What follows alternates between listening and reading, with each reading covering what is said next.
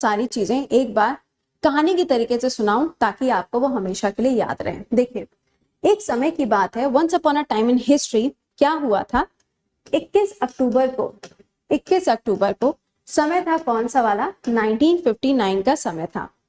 उस समय पे हॉट स्प्रिंग यानी कि लद्दाख वाला जो एरिया है जहां पे इंडिया और चाइना का आपको बॉर्डर देखने को मिलता है, वहां पे एक हॉट स्प्रिंग थी। हॉट स्प्रिंग क्या है, एक जगह है जहां पे कोई भी एक दूसरे के ऊपर अटैक नहीं कर सकता, वहां पे सिर्फ पेट्रोलिंग होती है। पेट्रोलिंग का मतलब क्या है कि सिर्फ वहां पे गश्त की जाती है, मतलब जो हमारे फोर्सेज हैं वो सिर्फ जाएंगे और वहां पे घूम घाम के देख के कि हाँ हाँ सब ओके और वापस आ जाएंगे, बट उस जगह पे अटैक कभी भी नहीं किया जाता। ठीक है, तो लद्दाख वाला जो एरिया था वहां पे क्या था, उस पर्टिकुलर हॉट स्प्रिंग की जगह पर इंडिया के कुछ फोर्सेस थे जो पेट्रोलिंग कर रहे थे। क्या थे, इंडिया के कुछ फोर्सेस थे जो पेट्रोलिंग कर रहे थे।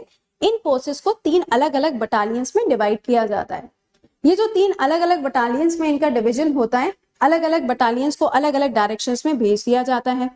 इसके अंदर सीआरपीएफ के भी जवान होते हैं और कुछ पुलिस फोर्सेस जो हैं वो भी इसके अंदर शामिल होते हैं। ये जो इंडिया और ये चाइना वाला जो एरिया है, यानी कि जो लद्दाख वाला एरिया था, यहाँ पे 3 बटालियन में डिवाइड होने के बाद में एक बटालियन थी जिसको लीड किया जा रहा था करम सिंह जी के द्वारा, जिसको लीड किया जा रहा था करम सिंह जी के द्वारा।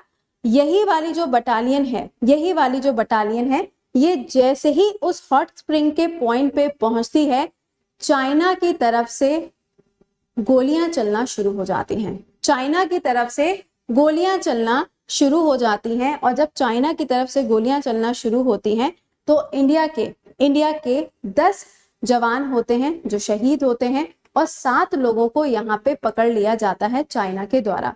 ये जो लोगों को पकड़ा जाता है कुछ समय बाद, यानी कि 1 महीने के बाद में उनकी जो बॉडीज हैं वो इंडिया को रिटर्न की जाती हैं। तो ये जो यहाँ पे चाइना की हरकत थी, है ना, ये तो वैसे भी हमेशा क्या करते हैं, पीठ पीछे ही वार करते हैं, इनकी तो आदत है ना। तो यहाँ पे 1 महीने बाद में हमारे जो जवान थे उनकी जो बॉडीज थी वो वापस की गई थी। उसके बाद में ही डिसाइड किया गया था कि हम एक ऐसा भी दिन रखेंगे इतिहास में जो क्या करेगा, इन जवानों को सल्यूट करेगा। इसलिए यहाँ पर इस दिन का आयोजन किया जाता है। ठीक है,